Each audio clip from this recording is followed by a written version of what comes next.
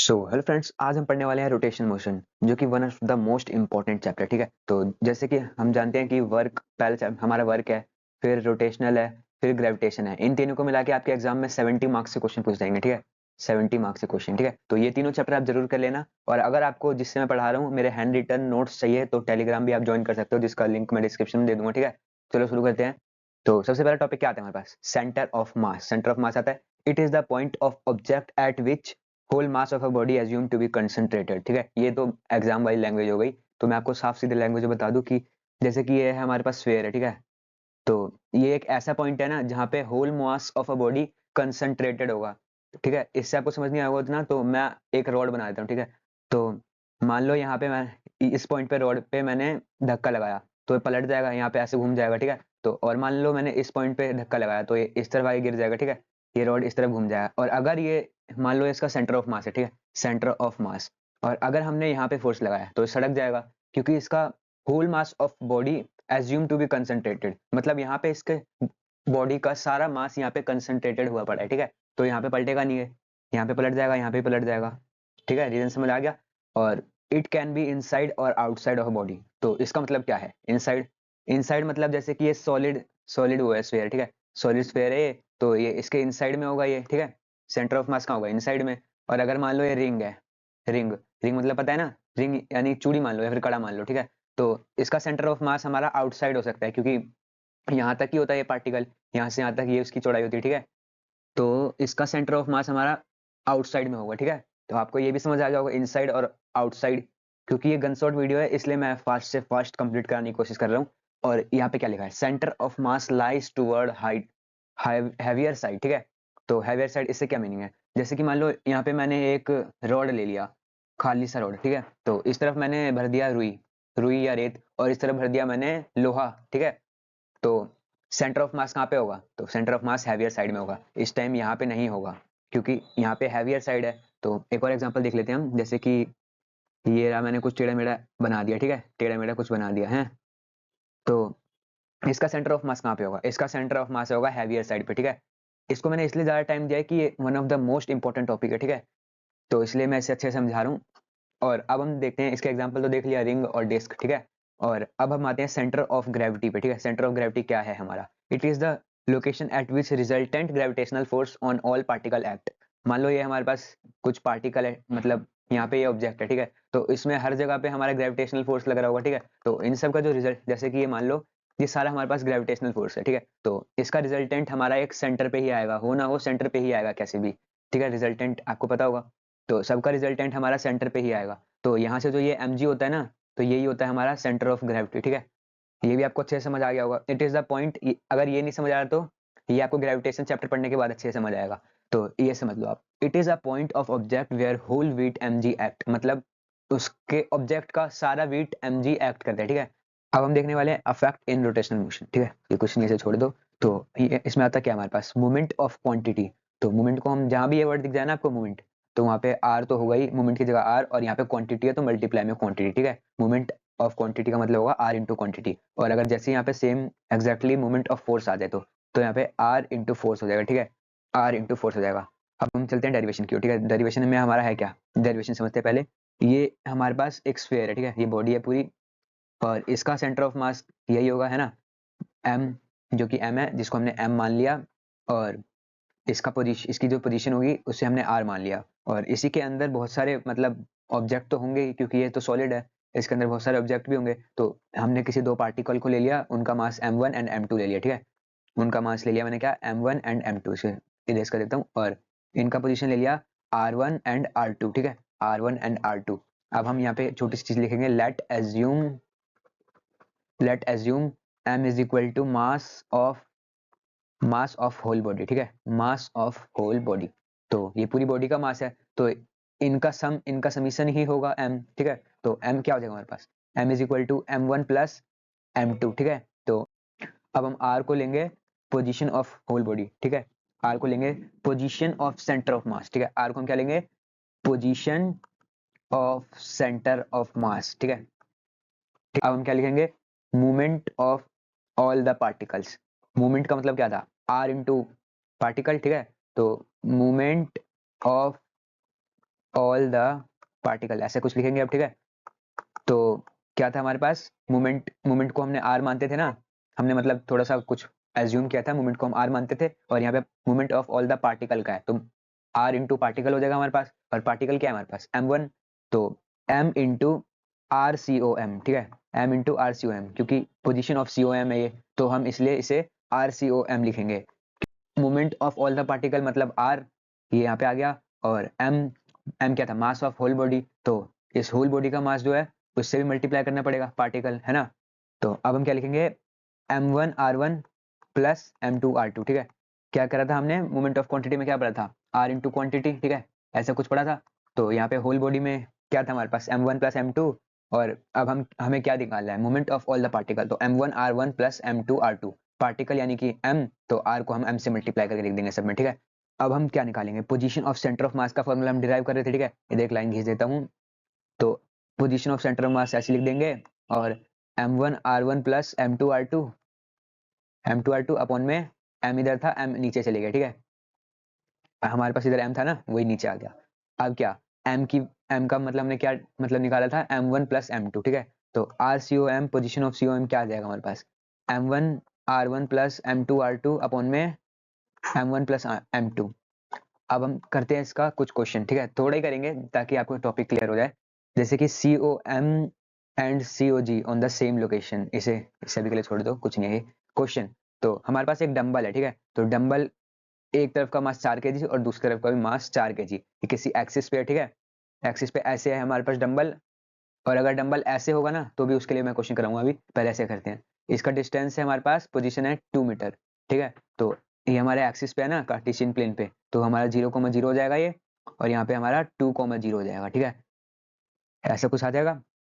अब हमारे पास क्या पूछा है इसमें, इसमें हमें निकालना है position of centre of mass, ठीक है, position of centre of mass निकालना है, उसका फॉर्मूला क्या था, पोजीशन ऑफ सेंटर ऑफ मास का फॉर्मूला था m1r1 प्लस में m2r2 अपॉन में m1 प्लस m2, ऐसा कुछ फॉर्मूला था, ठीक है। तो पोजीशन ऑफ सेंटर ऑफ मास के लिए m1 क्या है हमारे पास 4 kg, एंड पोजीशन हमारे पास 0 है क्योंकि 0 पे है, 4 इंटू जीरो प्लस m2 क्या है हमारे पास 4, m2 भी 4 है हमारे पास, और पोजीशन हमारे पास 2 है, तो 4 इंटू टू अपॉन में total mass m1 plus m2, 4 plus 4 कितना हो जाएगा 8 हो जाएगा, तो 4 into two 8 upon 8 is equal to 1 आ गया।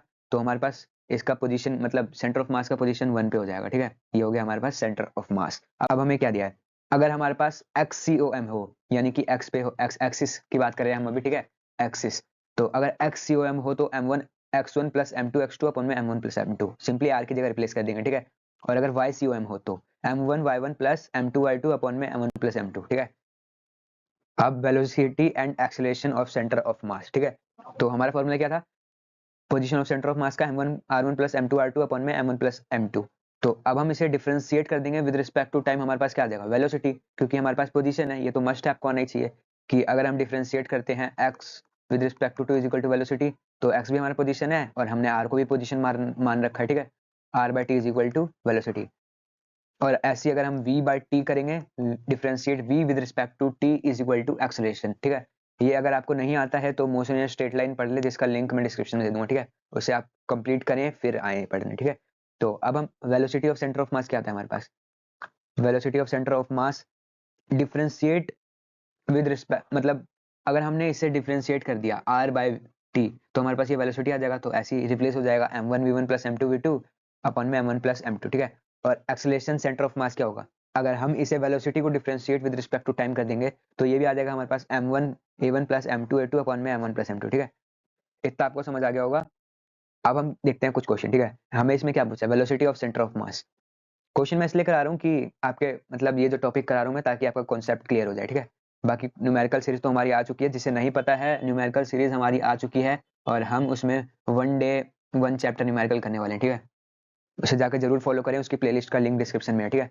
तो हमारे पास क्या है, एक ऑब्जेक्ट ये रहा जो कि रेस्ट पे है, और एक ऑब्जेक्ट हमारा चल रहा है 12 मीटर पर सेकंड पे, ठीक है, ये दोनों स्प्रिंग से कनेक्टेड है, ये 3 kg का है, 2 kg का है। हमारे पास velocity of centre of mass निकालना है, तो उसका फॉर्मूला क्या था, VCOM, इसका फॉर्मूला था m1v1 प्लस m2v2 अपॉन में m1 प्लस m2, यही था फॉर्मूला, ठीक है, फॉर्मूला जरूर याद कर लें आप।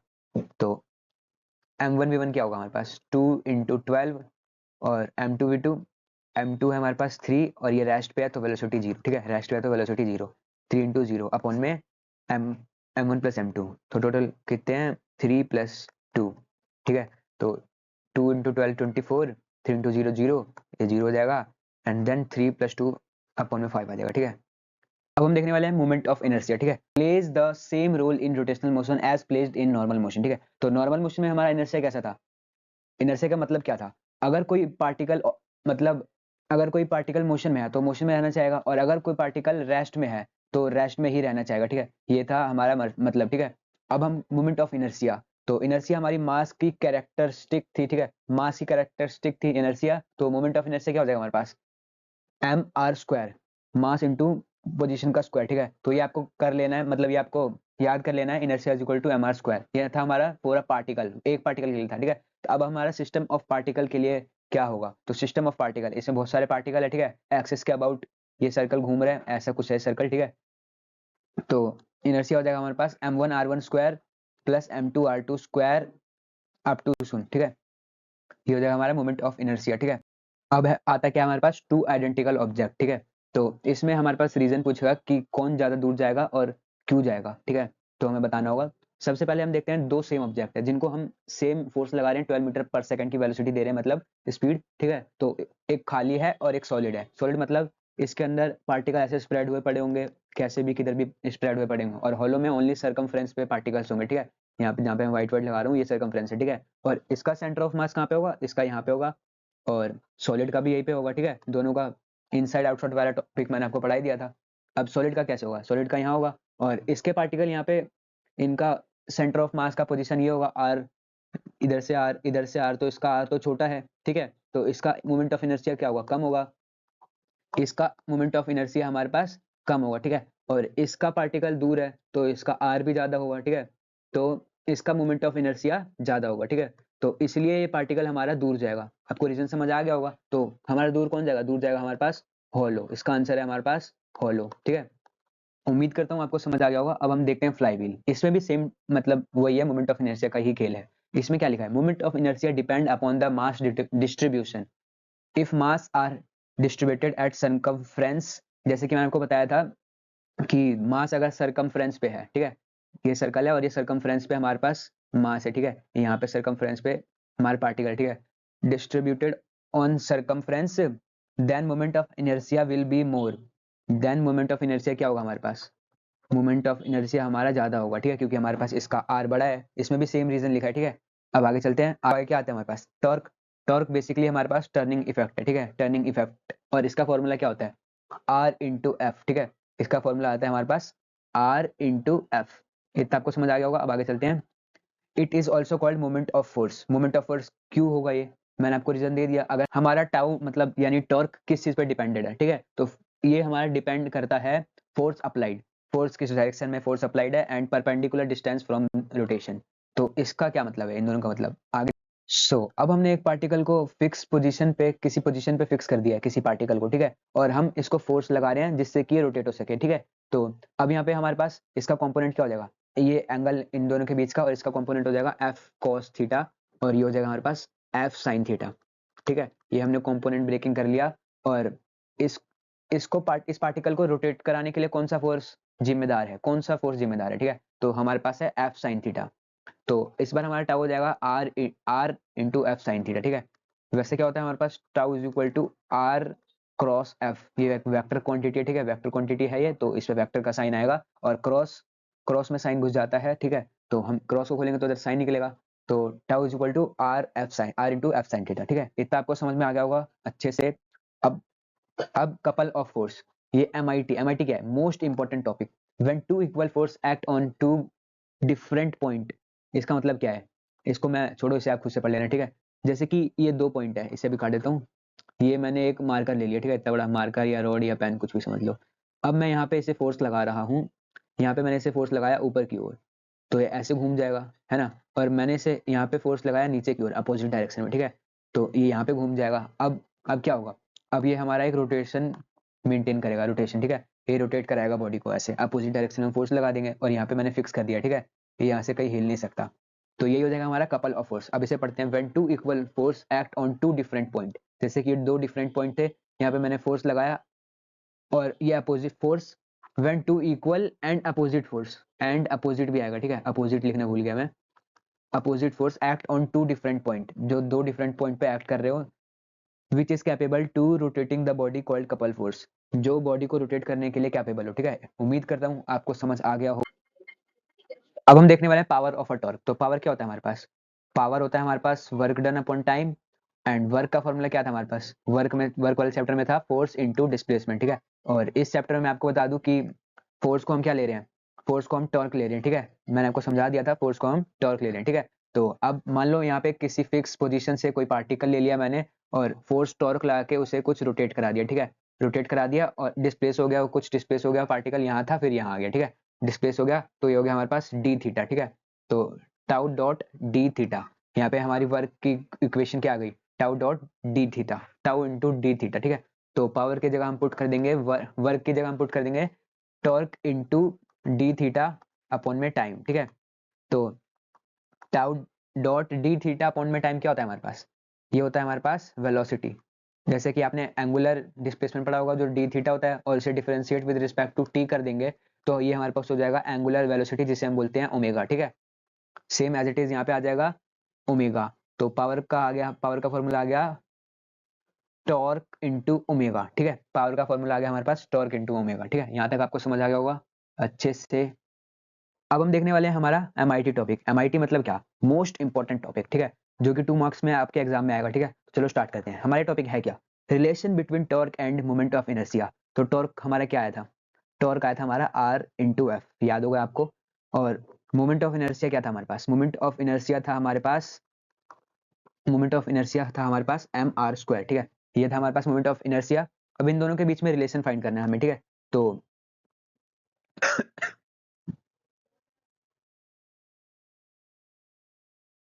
तो हम क्या करेंगे? एफ को हम एम ए लिख सकते हैं, torque is equal to R into M A. अब हमें एक चीज जानने की जरूरत है, जैसे कि हमने सर्कुलर मोशन में पढ़ा था v is equal to omega R and acceleration is equal to alpha R, is equal to alpha R, ठीक है। ये पढ़ा था हमने, नहीं भी पढ़ा है तो उसे याद कर लो, छोटा सा है, ठीक है। तो टॉर्क क्या हो जाएगा हमारे पास? Torque is equal to R into mass bracket में अल्फा आर, ठीक है। ये हो जाएगा हमारे पास टॉर्क। तो अब हमारा क्या हो जाएगा? टॉर्क इज इक्वल टू ये आर आर से मल्टीप्लाई हो जाएगा, तो एम आर स्क्वायर अल्फा, ऐसा हो जाएगा। तो एम आर स्क्वायर हमारा क्या था? एम आर स्क्वायर हमारा था inertia. Torque is equal to inertia alpha. अब हम देखने वाले हैं इक्विलिब्रियम ऑफ रोटेटिंग बॉडी, जिसमें हमारा होता है torque net is equal to zero, ठीक है। दोनों इक्विलिब्रियम मतलब इक्वल हो, इसके नाम से पता लगता है, ठीक है। जैसे कि हम एग्जांपल ले रहे हैं सी सॉ झूले का, ठीक है, जिससे आपको बेस्ट से बेस्ट समझ आ सके, ठीक है। यहाँ पे दो सेम मास के आदमी बैठे हुए हैं, ठीक है, और इनका फोर्स लग रहा है F1 mg और इसका लग रहा है फोर्स F2, ठीक है। और सेम मतलब सेम डिस्टेंस पे भी है, R2 और R1, डिस्टेंस भी सेम है इन दोनों का पोजीशन का, ठीक है। तो torque torque 1 is equal to torque 2, याद है हमारे पास कैसे आएगा? तो F1 R1, पहले आएगा हमारे पास F1 R1 is equal to F2 R2, ठीक है। ये क्या होता है हमारे पास? टॉर्क होता है F इंटू आर, तो अपोजिट फोर्स है, ठीक है। तो इनका जो नेट फोर्स होगा ना, net T net is equal to zero, क्योंकि ये भी अपोजिट में लगा रहा है और ये सोच रहा है मेरा झूला इधर घूमे और ये सोच रहा है मेरा झूला इधर घूमे, ठीक है। तो ये दोनों अपोजिट फोर्स लगा रहे हैं, तो T net is equal to zero, ठीक है। अब हम पढ़ने वाले हैं ये टॉपिक, ठीक है, जो जो कि आपने सर्कुलर मोशन में भी पढ़ा होगा, फिर भी मैं पढ़ा देता हूँ, ठीक है। जैसे कि हमारे पास है ये ए पॉइंट और ये है बी पॉइंट, ठीक है। ये इनिशियल वेलोसिटी को हम यू कहते हैं और फाइनल वेलोसिटी को वी कहते हैं। और ये यहाँ से यहाँ ए से बी गया तो कुछ डिस्प्लेस हुआ जिसे हम एस कहते हैं और इसे हम डिस्प्लेसमेंट, ठीक है। तो थीटा, अब हम इसे रोटेशनल मोशन में क्या बोलते हैं? डिस्प्लेसमेंट को बोलते हैं एंगुलर डिस्प्लेसमेंट, जो कि है theta, and omega angular velocity, जैसे कि हम वेलोसिटी बोलते थे, है ना। तो रोटेशनल मोशन में हम एंगुलर वेलोसिटी बोलते हैं, जिसे हम ओमेगा से डिनोट करते हैं, ठीक है, ओमेगा से। तो अब हमारा क्या होता था? U is equal to initial velocity and V is equal to final velocity. ऐसे ही हमारा ओमेगा आई होगा initial velocity, initial angular velocity, और ओमेगा एफ होगा इनिशियल फाइनल, मतलब फाइनल एंगुलर वेलोसिटी, ठीक है। और अल्फा होता है हमारे पास D omega by D T, जैसे कि ए होता है हमारे पास D V by D T, ऐसी सेम होता है alpha is equal to D omega by D T, ठीक है। तो अब हम इसकी जगह, जैसे कि हमारा इक्वेशन था तो हम इधर भी यूज करेंगे, इसलिए हम इसकी जगह पुट करेंगे, इसलिए हम इसकी जगह पुट करेंगे, ठीक है। तो v is equal to U plus A T था, तो ये फाइनल वेलोसिटी है तो हम लगाएंगे omega final is equal to U U यानी omega initial plus alpha T, ठीक है। इज ए क्या था हमारे पास अल्फा, ऐसी एस क्या हो जाएगा हमारे पास theta is equal to omega initial plus omega initial T plus half alpha T square, ठीक है। एंड वी क्या हो जाएगा हमारे पास ओमेगा फाइनल का स्क्वायर माइनस ओमेगा इनिशियल का square is equal to 2 alpha theta, ठीक है। आई होप ये समझ आ गया होगा आपको। तो हमारा नेक्स्ट टॉपिक है एंगुलर मोमेंटम, ठीक है। चलो इससे स्टार्ट करते हैं। तो सबसे पहले हम देखते हैं मोमेंटम को हम लिख कह सकते हैं। तो मोमेंटम होता है हमारे पास मास इनटू वेलोसिटी, जो कि हमने एनएलएम में पढ़ा था, यानी कि आपने पढ़ा होगा, ठीक है। तो एंगुलर मोमेंटम को हम कैसे लिखेंगे, एंगुलर मोमेंटम में एम वी आर आ जाएगा। क्यों? क्योंकि ये हमारा डिस्टेंस आर होता है, मतलब ये रोटेशनल मोशन है ना, तो सब में हम आर आर लगाते जा रहे हैं, जैसे कि inertia is equal to M R square, देखा होगा ना आपने। तो ऐसी same L is equal to M V R, ठीक है। अब इन वेक्टर फॉर्म में हम इसे कैसे लिखेंगे, इसे हम एल से डिनोट करते हैं, L vector is equal to M into R vector into V vector, ठीक है। तो और हम इसे कैसे लिख सकते हैं, L is equal to M R V sine theta. ऐसे क्यों लिख सकते हैं, जैसे कि ये देखो ये सर्कल है और किसी फिक्स डिस्टेंस पे कोई पार्टिकल घूम रहा है, ठीक है। उसको हमने एक वेलोसिटी दी तो उसका अब कंपोनेंट ब्रेकिंग करेंगे तो ये हो गया हमारे पास वी साइन थीटा, ये हो गया ये वी कॉस थीटा और ये वी साइन थीटा। तो इसको रोटेट कराने में कौन हेल्प करा रहा है, वी साइन थीटा। तो हमारे क्या हो जाएगा ये M R V sine theta. और मैंने आपको बताया कि क्रॉस की जगह हम साइन थीटा यूज करते हैं, ठीक है। ये छोटी सी ट्रिक है, आप याद रखना। और L is equal to P R sine theta, क्योंकि एम और वी मिलके क्या हो जाएगा हमारे पास मोमेंटम। तो L is equal to momentum R sine theta, ठीक है। चलो आगे चलते हैं अब। तो here we have confusion, oh sorry conclusion, ठीक है। यहाँ पे हमारे पास क्या है कंक्लूजन। इससे मतलब हमें इसमें से लर्न क्या करना है, तो इनमें से हमें लर्न करना है L is equal to M R cross V, ठीक है। और अगर हम क्रॉस को हटाते हैं तो M V R sine theta, ठीक है। ये मैंने आपको पिछले स्लाइड पे समझा दिया था, तो आपको ये सब लर्न करना है, ठीक है। और ये L is equal to I omega, I कहाँ से आया, हमारे पास momentum is equal to M into V था, और एम इज इक्वल टू हम आई लिख सकते हैं फोर्थ चैप्टर की वजह से। और यहाँ पे मोमेंटम नहीं है, यहाँ पे है एंगुलर मोमेंटम, जिसे हम एल से लिखते हैं, M is equal to I और एंगुलर वेलोसिटी ओमेगा, ठीक है। ऐसे हो जाएगा, आपको समझ आ गया ना। अब चलते हैं आगे, क्या है आगे हमारे पास MIT टॉपिक, जिसका नाम है कंजर्वेशन ऑफ एंगुलर मोमेंटम। आपको पता ही होगा MIT मतलब most important topic, conservation of angular momentum. If external force torque acting on a body is zero, angular momentum remains constant, angular momentum remains constant. इसका मतलब क्या है, अगर हमने किसी पेन को किसी टेबल पे रख के छोड़ दिया, ठीक है। मान लो इतना बड़ा पेन है और ये टेबल है, अगर हम उस पर ना कोई एक्सटर्नल फोर्स यानी टॉर्क या फिर ना कुछ लगाएं तो पड़ा रहेगा। 1 साल 10 साल 15 साल बाद देखेंगे तो भी वो पड़ा रहेगा, है ना। तो initial state is equal to final state, initial में भी ये रेस्ट पे है और फाइनल में भी रेस्ट पे है रखा हुआ है, ठीक है। Initial is equal to final हो जाएगा, तो आई ओमेगा क्या हो जाएगा, I omega is equal to constant, मतलब angular momentum is equal to constant, ठीक है। तो ओमेगा इस तरफ आ गया, ठीक है। यहाँ से उठ के यहाँ पे आ गया ओमेगा। एंड देन आई को हम क्या लिख सकते हैं, इनर्शिया को एम आर स्क्वायर, ठीक है। एम आर स्क्वायर होता है हमारा इनर्शिया, तो inertia is equal to K by omega.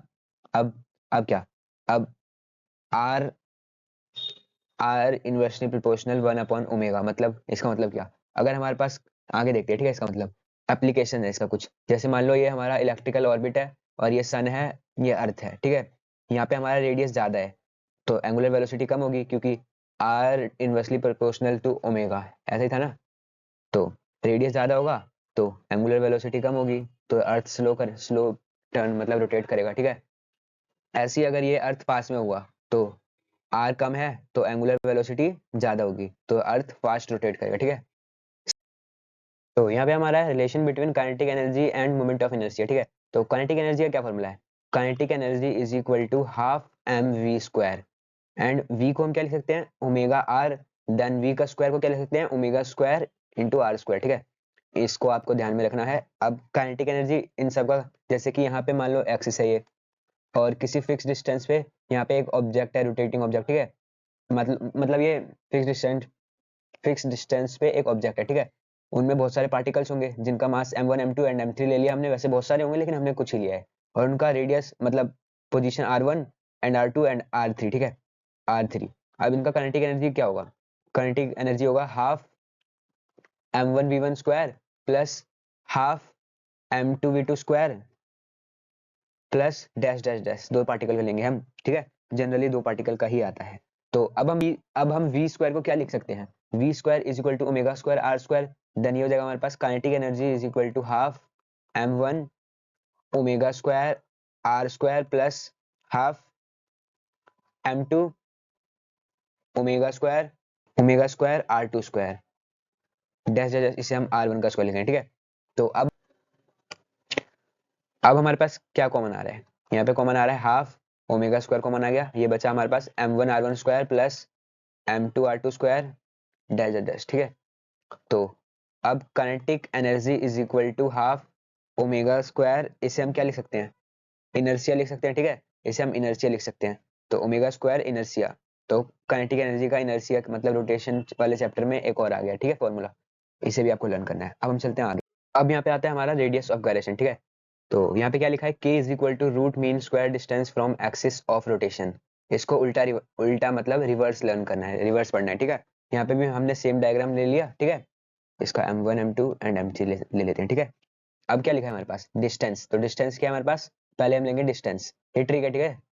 Distance r1 plus r2 plus r3, ठीक है, ये तीनों डिस्टेंस हो गए हमारे पास, एंड देन स्क्वायर, तो इन सब का स्क्वायर हो जाएगा r1 square plus r2 square plus r3 square, and then mean, इनका मीन हम n मान लेते हैं, एंड देन क्या है हमारे पास, रूट, रूट आ गया हमारे पास, ये किसके इक्वल है, k के। अब इसी को हम डिराइव करने वाले हैं, ठीक है, नेक्स्ट पेज पे। तो इसका डेरिवेशन हमारा मोस्ट इंपॉर्टेंट है, ये आपके पेपर में आएगा, ठीक है। तो इसका डेरिवेशन कैसे करेंगे हम, i is equal to M one R one का स्क्वायर, सेम डायग्राम है, ठीक है, एम वन आर वन का square plus M two R two square plus M three R three square, ठीक है, इसी में से ले लेंगे सबका। और यहाँ पे जो इनका तो हो गया हमारे पास, मतलब इन सब का इनर्शिया तो हो गया हमारे पास, ठीक है। अब ये जो होल बॉडी है ना, ये हमारे पास होल बॉडी, इसका सेंटर ऑफ मास यहाँ पे है, और यहाँ तक डिस्टेंस है इसका k मान लिया हमने, और इसका m मान लिया, ठीक है, मास। इसका भी आगे यूज आएगा अभी इसी वाले डेरिवेशन में। तो i is equal to m common आ गया सब में से, इन सबको हमने m माना है, ठीक है। तो m कॉमन आ गया, तो r1 square plus r2 square plus r3 square अंदर आ गया, ठीक है। फिर आ गया हमारे पास i इज इक्वल टू, हमने ऊपर और नीचे n से मल्टीप्लाई कर दिया, ठीक है। यहाँ पे लिखेंगे एक line, multiply numerator and denominator, ठीक है। तो i is equal to m n upon में n r1 का स्क्वायर ब्रैकेट में plus r2 square plus r3 square, ठीक है। तो अब यहाँ पे क्या हो जाएगा हमारे पास, एम एन को हमने टोटल मास मान लिया, ठीक है, ये टोटल मास हो जाएगा हमारा। तो I is equal to M, total mass को एम मान लिया, whole mass of the body, ठीक है। तो इसे हमने एम मान लिया, अंदर क्या बच गया, R one square plus R two square plus R three square. Now तो हम इसे क्या लिख सकते हैं, इसका इनर्शिया, इन सब का इनर्शिया क्या हो जाएगा हमारे पास, एम आर स्क्वायर, क्योंकि हमारा इसका डिस्टेंस क्या है, आर, और इसका डिस्टेंस हमने के माना था, तो एम के स्क्वायर हो जाएगा, ठीक है, एम के स्क्वायर। तो यहाँ पे हमने लिखा M K square is equal to, M तो आ गया इधर, और यहाँ तक इधर एन भी आएगा पॉइंट में, ठीक है। और यहाँ तक तो आपको पता ही है, ऐसा आया था यहाँ पे भी, एम से एम कट जाएगा, एंड देन के स्क्वायर इज इक्वल टू ये आ जाएगा, और अगर हम इस पे स्क्वायर हटाएंगे, दोनों इस पे से स्क्वायर हटाएंगे तो इधर रूट आ जाएगा, ठीक है। तो ये आ गया हमारे पास इसका फॉर्मूला, जो कि हमने नेक्स्ट पेज पे करा था ट्रिक से, ठीक है। तो आपको डेरिवेशन में ट्रिक नहीं देखना, आपको डिराइव करके आना है, नहीं तो बहुत गंदा वाला मार्क्स कट जाएगा। तो के हमारा किस चीज पे डिपेंड करता है, के हमारा मास डिस्ट्रीब्यूशन पे डिपेंड करता है, and distance and direction of axis of rotation, कि किस डायरेक्शन में एक्सिस, मतलब किस एक्सिस पे और किस डायरेक्शन में रोटेट कर रहा है। और तो अब हमारा एमआईटी टॉपिक आ चुका है, जो कि मोस्ट इंपॉर्टेंट है। तो relation between torque and angular momentum, इसमें क्या है, हम जानते हैं कि we know L is equal to, यानी कि angular momentum is equal to R into P, ठीक है, आर इंटू पी लिख सकते हैं हम, क्योंकि आर क्रॉस पी, ठीक है, differentiate with respect to time, तो टाइम के रिस्पेक्ट में हम इसे डिफरेंशिएट कर देंगे, ठीक है।